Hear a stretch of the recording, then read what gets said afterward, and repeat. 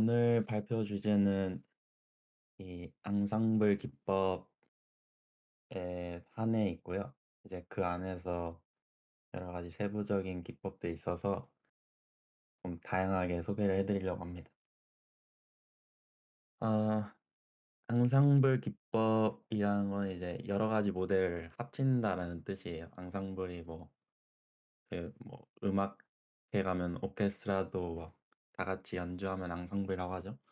그런 것처럼 이제 어울려서 한다 이런 뜻이고,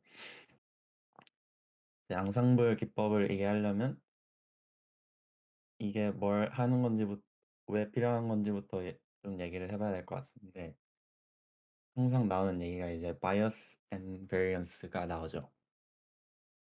이건 이제 통계 용어로는 이제 bias는 뭐라고 한국말로 모르겠고, 하여튼 variance는 분산이라고 하죠.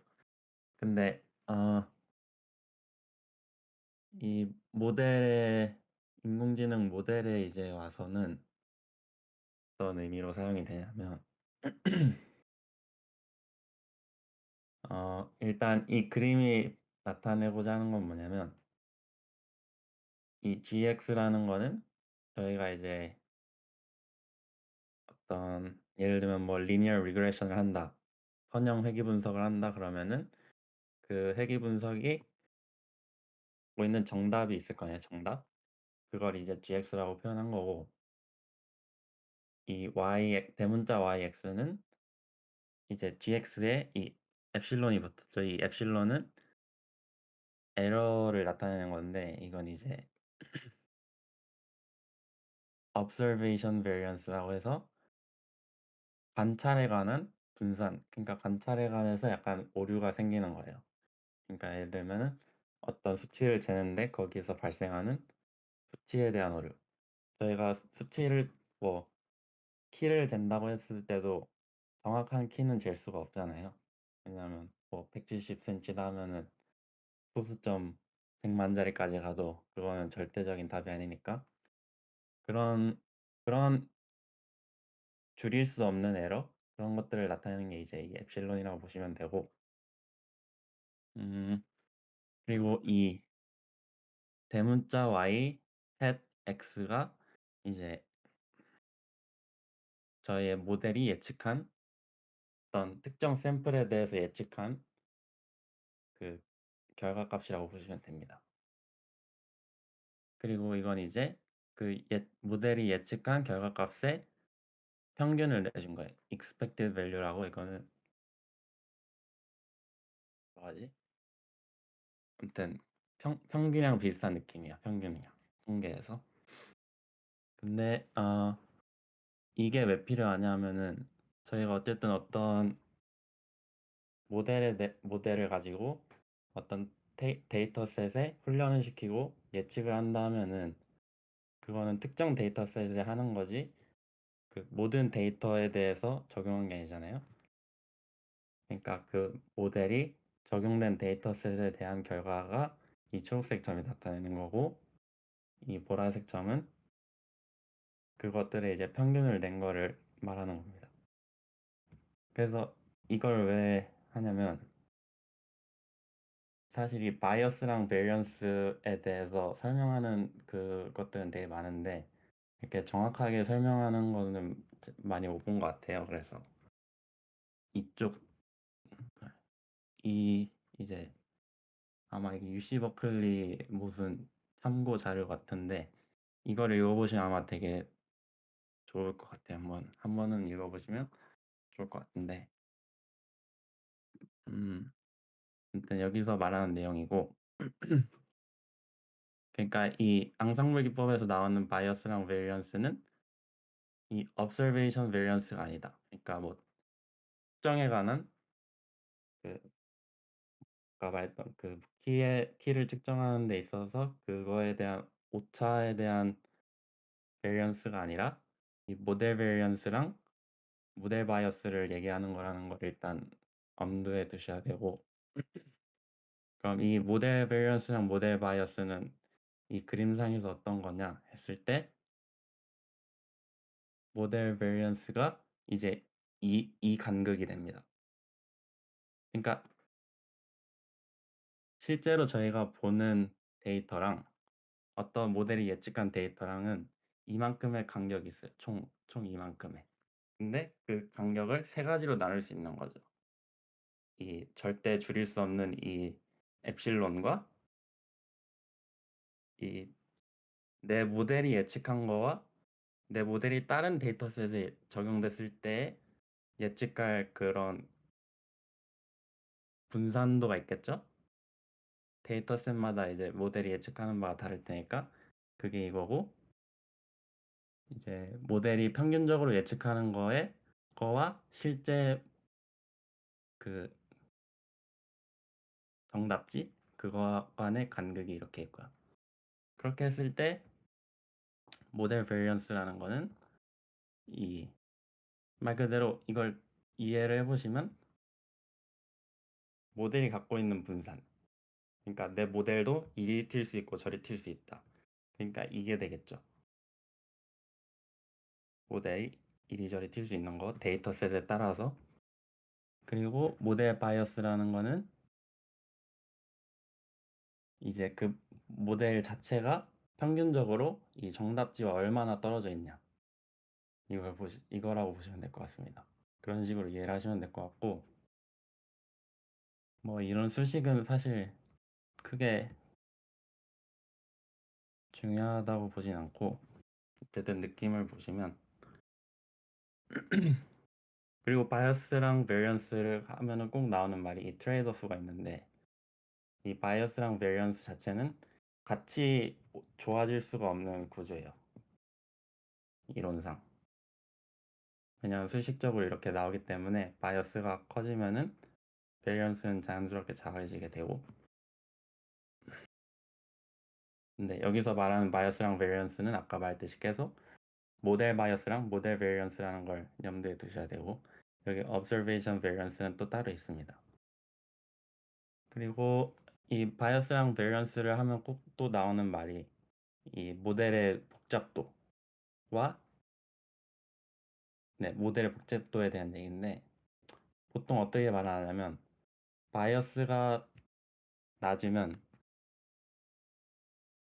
그러니까 바이어스가 크면, 이게 바이어스라고 했죠. 모델 바이어스. 이게 크면 모델이 이 정답지의 근처를 가지 못한 거잖아요. 그니까 저희는 딥러닝을 많이 했으니까 딥러닝 언어로 얘기하면 언더피팅 사태가 좀 있는 거고, 베리언스가 크다 하면은 베리언스는 얘 평균 모델이 예측하는 평균값이랑 모델이 어떤 특정 데이터셋에 예측한 값이랑 이 간격이 크다는 거니까, 그 모델이 어떤 특정 데이터셋에만 너무 치우쳐져 있다라고 볼 수 있겠죠. 그니까 이거는 저희 딥러닝 언어로 얘기하면 오버피팅이 되는 거죠. 그래서 이 오버피팅과 모델 컴플렉시티가 커질수록 당연히 오버피팅이 일어나겠죠. 그리고 모델이 너무 단순할수록 언더피팅이 일어나고, 이 사이에 어떤 옵티멀한 가장 이상적인 점을 찾아야 된다라는 건데, 이제 이걸 조절해 주기 위한 게 앙상블 기법이라고 합니다. 그래서 보시면 앙상블 알고리즘이 이제 발전하는 바가, 배깅이라는 거는 그 모델의 안정도를 높여준다. 안정성을 높여주는 거니까 아까 말했듯이 모델 베리언스가 낮아지는 거겠죠. 모델이 데이터셋에 따라서 이리 튀고 저리 튀고 하는 걸 막아주는, 그러니까 오버피팅을 막아주는 거겠죠. 그리고 이 부스팅 발전이라는 거는 모델의 정확도를 높여주는 겁니다. 그러니까 언더피팅을 막아주는 거죠. 그러니까 모델 바이어스를 낮춰주는 거겠죠. 이렇게 해서 앙상블 기법에는 꼭 이 바이어스 베리언스가 나온다. 그리고 또 이제 두 종류 아까 말했던 게 이제 배깅이랑 부스팅인데, 두 개는 이런 좀 극명한 차이가 있는 게 뭐냐면, 방금 말했듯이 일단 배깅은 바이어스를